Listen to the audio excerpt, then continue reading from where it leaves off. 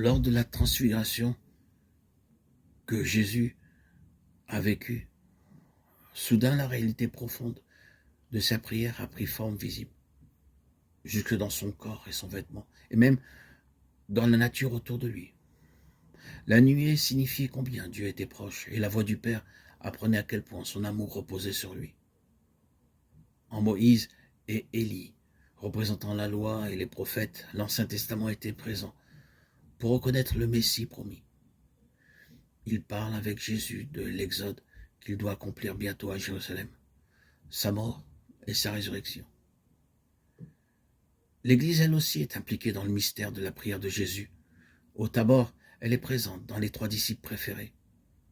L'événement les remplit de crainte et de respect. En même temps, il libère en eux une immense nostalgie. L'irrésistible envie de prolonger cette intimité, de demeurer pour toujours auprès de Jésus glorifié.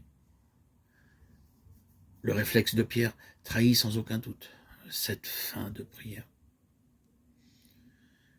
Ce besoin de prier.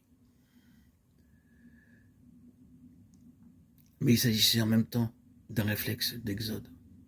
Le souhait que Pierre ose formuler au nom des 3 contient une allusion transparente à l'exode et au rituel de la fête des tabernacles, par laquelle les Juifs, chaque année, commémoraient liturgiquement l'exode. On y dressait des tentes pour tous les participants, en souvenir des tentes que le peuple de Dieu avait habitées au désert. Pierre aussi veut dresser des tentes, une pour Jésus, une pour Moïse et une pour Élie, parce qu'il est bon d'être ici. Il entre spontanément avec Jésus dans l'Exode. Tel est encore toujours le désir profond de l'Église aujourd'hui, surtout quand, dans la prière, elle contemple son Seigneur et se rend déjà près de lui. Jusque dans le corps de Jésus, la prière resplendira au sens le plus littéral du mot. Son visage rayonne de la gloire de Dieu, cette même gloire qu'il avait reçue de son Père avant tous les temps, comme Fils unique. Jean 17, 5. Tout l'humain en lui, jusqu'aux vêtements, est imprégné de l'éclat de sa divinité. Il se montre drapé dans la lumière et le feu.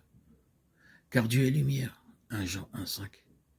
Et Dieu est un feu consumant, Hébreux 12, 29. Parfois, dès cette vie éphémère, un homme en prière peut rayonner la gloire qu'il recevra lors de la résurrection. Car l'incarnation de Jésus et la force de sa glorieuse résurrection sont déjà pleinement à l'œuvre dans notre monde. Bien sûr, cette force est encore cachée comme le levain dans la pâte, Matthieu 13, 33. Mais dès à présent, elle peut parfois percer à travers l'éphémère et parer un homme de l'éclat de la vie future.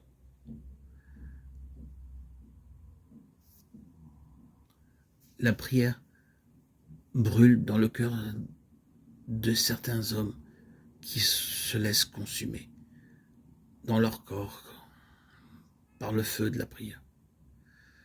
Et c'est un reflet de la gloire qui brille sur le visage de Jésus, 2 Corinthiens 4, 6. Une participation à la lumière incréée qui est Dieu lui-même, Colossiens 1, 12, et qui peut se manifester en chacun d'entre nous lorsque le feu de la prière nous donne cette ardeur et cette exaltation qui mène tout mystique, tout homme versé dans la prière à côtoyer le divin, entrer en communion avec le Seigneur dans une exaltation qui ne trompe personne.